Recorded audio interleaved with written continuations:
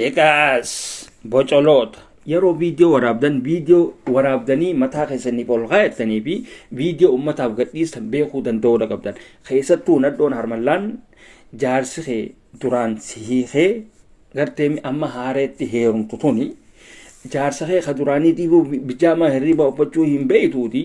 amma inni sun gaa sirratti fuunaan gaa maatis haareetti anaatiitu eenyu gadeette bijaamaa hojii ol bartee ammaan tana bijaamaa